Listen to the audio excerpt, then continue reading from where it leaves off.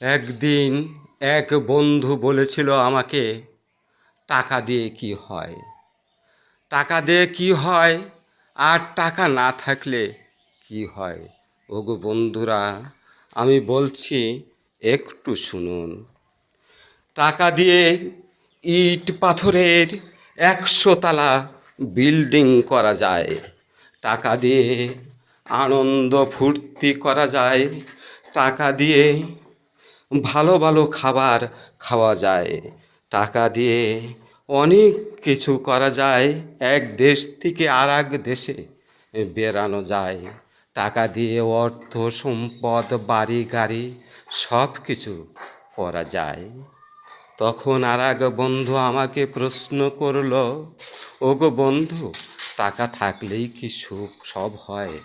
না বন্ধু, টাকা থাকলেই সব হয় না। দেখো, একটা ব্যক্তি কোটি কোটি টাকার মালিক, কিন্তু তার ভাগ্যে নাই এক মুঠো ভাতের।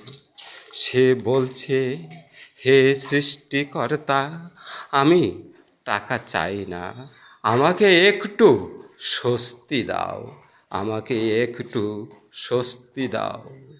কত টাকা পয়সা তুমি আমাকে দিয়েছ, কিন্তু সেগুলো ভোগ আমি করতে পারছি না। এটা শুধু প্রকৃতির নিয়ম, এটা আমার চেষ্টায় হোক। আর সৃষ্টিকর্তা, তুমি আমাকে দিয়েছিল, সবই তুমি নিয়ে নাও, শুধু আমাকে একটু স্বস্তি দাও।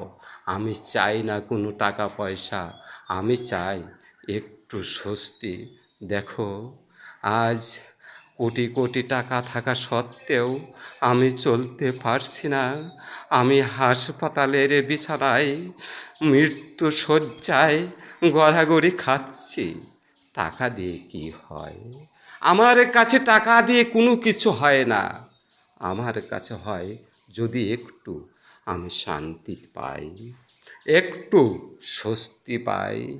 আমার ছেলেরা আমাকে ডাকছে, আমি কথা বলতে পারছি না। চারিদিকে শুধু আমাকে কে যেন নিয়ে যাওয়ার জন্য এসেছে। বলছে আমার নাকি সময় শেষ।